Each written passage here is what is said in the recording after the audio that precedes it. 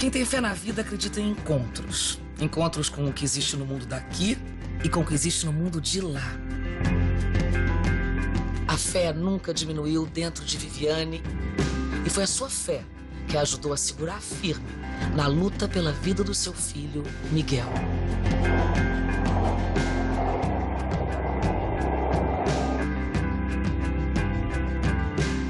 Vivi, como é que foi a sua formação religiosa, assim, dentro da sua família? Então, minha mãe nunca obrigou a gente a frequentar lugar nenhum, até porque ela não frequentava. Até que quando eu tinha uns 7 anos, uma tia minha muito querida faleceu, tia Leca. Até que um dia eu estava na varanda, numa casa onde a gente morava, minha mãe adora plantas e trouxe algumas plantas da minha tia Leca para nossa casa. No momento que eu estava molhando a plantinha dela, ela apareceu e começou a conversar comigo. Eu, criança, não tinha, acho que naquele momento eu não tinha nem noção de que minha tia Leca não estava mais ali. Ela veio para me visitar. E aí foi quando minha mãe começou a investigar e procurar, né, o que significava aquilo. E aí nós fomos parar no Frei Luiz. Lar do Frei Luiz. Lar do Frei Luiz. E o que indicaram a gente foi que o melhor para mim naquele momento seria adormecer aquela mediunidade que começava a aflorar. Aí, na minha adolescência, a gente mudou para um condomínio e ali tudo começou a voltar. E apareceu uma criança. E essa criança veio me acompanhando até tudo acontecer. Menino ou menina? Menino. Era um menino, pedia para brincar comigo, pedia para tomar conta dele. Dizia pra mim que estava sozinho, que se sentia sozinho. Por favor, fica comigo, não vai embora não. Você via ele? Via, perfeitinho, perfeitinho. Era uma criança de mais ou menos uns 5 anos. Era um menino. E eu conversava com ele, até que de repente assim ele se sentia acolhido e desaparecia.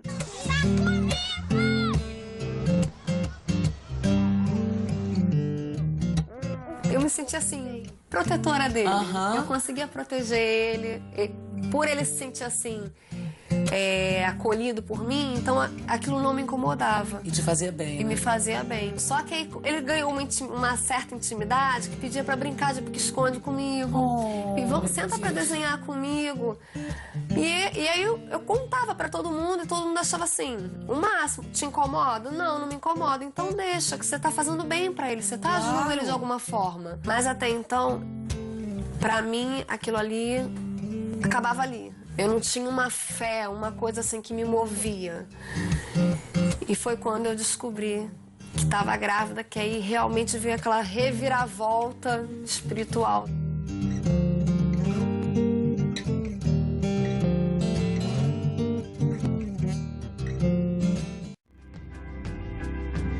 Todo dia, nas minhas orações, eu penso na Viviane. Viviane é um ensinamento, né? Porque tão pouco tempo de vida, ela podia não ter uma sabedoria, né? Por mais jovem que ela seja, ela tem dentro dela uma grandeza espiritual enorme. Eu penso nela todo dia. Eu estava no auge, assim, da dança. Aí fiz prova para vários lugares, assim, para dançar fora. Até que eu passei para ir para a China. Naquela época também, eu estava dando aula para crianças especiais. Olha, Vivi. Aí, em março, atrasei. Falei, tô grávida, tô grávida, tô grávida. Aí eu comecei a chorar, chorar. Porque a única coisa que eu pensava não vou pra China. É, o sonho. O meu sonho de dançar já era.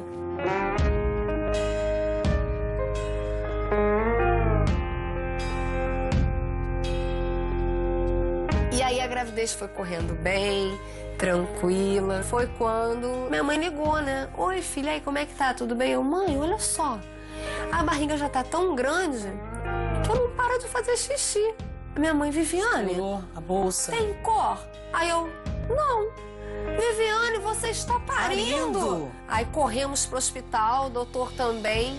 Quando eu cheguei no quarto, vieram os doutores conversar comigo, apalparam minha barriga, saíram.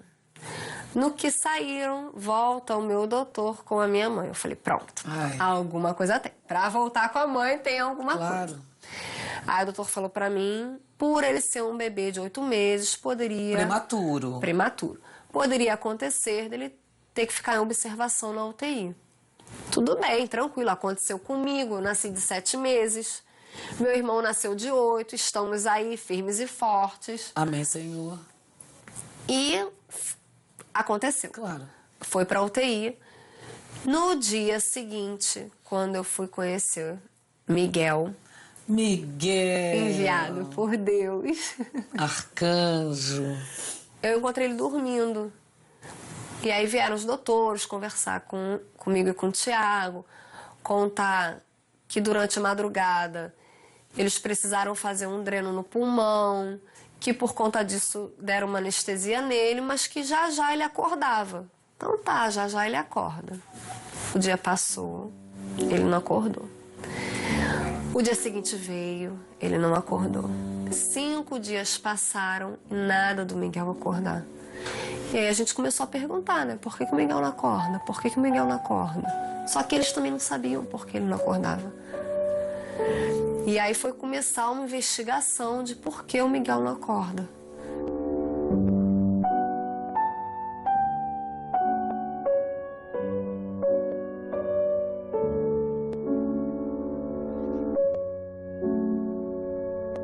E aí os dias foram passando. Miguel fez 1 mês de vida, não acordava.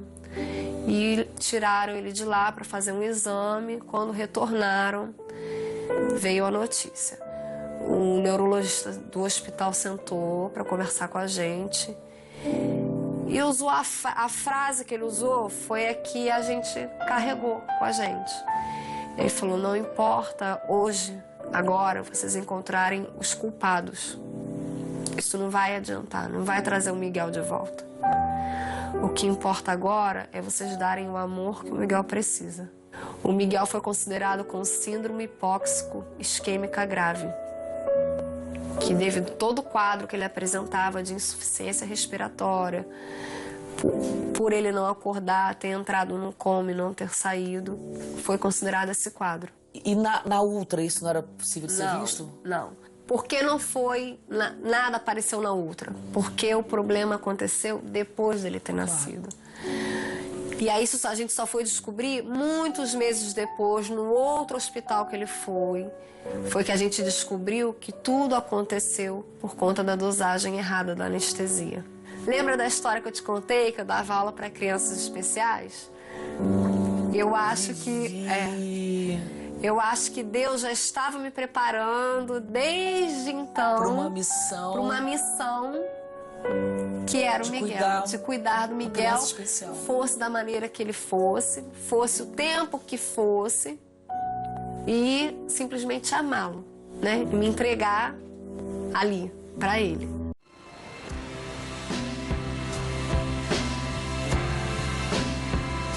Durante a minha estadia no hospital, eu posso dizer que eu dei muitas lições ali, porque eu virei a mãe da UTI, onde os médicos vinham pedir para eu conversar com as mães, para contar um pouco da minha história, porque aquilo afagava um pouco assim o coração.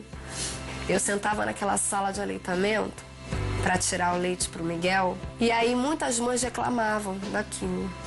E quando eu contei que o meu sonho era poder amamentar o meu bebê, só que para isso ele precisava acordar, melhorar, e que era uma coisa assim muito distante da realidade que eu vivia naquele momento, aquilo acalmava elas de uma certa forma e confortava. A dor não era mais dor, transformava-se no conforto. Não tá doendo de verdade, a dor dela é maior.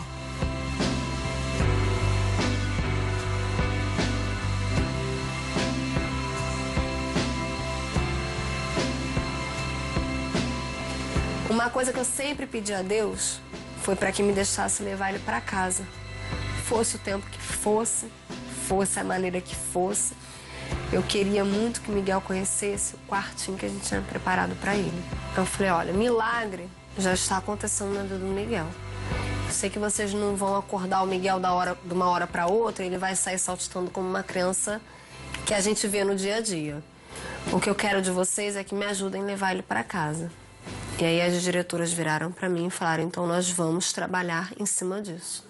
Por que eu digo que Miguel veio profetizar o amor? Porque a mudança não ocorreu só dentro da minha casa. Um condomínio todo onde eu morava parou para receber o Miguel. Quando o Miguel entrou por aquele portão no condomínio, você via todas as pessoas nas suas portas batendo palma assim. Pra ver ele vindo. Quando eu desci do carro, eu chorava tanto, eu não aguentei minhas pernas. Alguém, não lembro quem, veio me segurar, que eu não estava aguentando, tamanha era a minha felicidade. Aí minha mãe veio, filha, o que aconteceu? Por que você está chorando? Eu ajoelhei no chão e olhei para o céu e agradeci, Senhor. Claro. Muito obrigada. Ali eu já estava tranquila, porque eu consegui realizar o único sonho que eu tinha, que era levar meu filho para casa.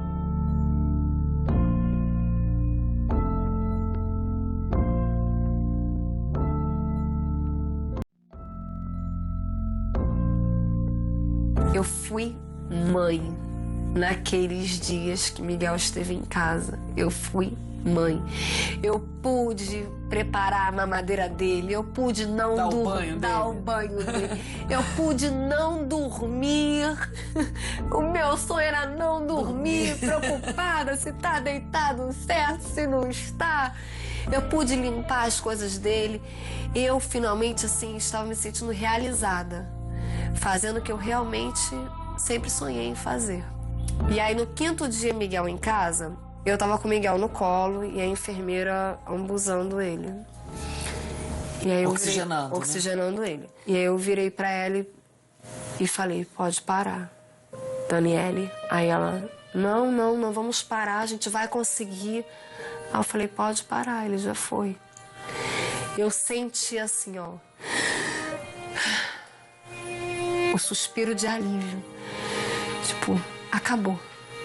Minha missão foi cumprida. E pra minha surpresa, no dia seguinte, lá no enterro dele, eu vi muita gente que eu nunca tinha visto na vida.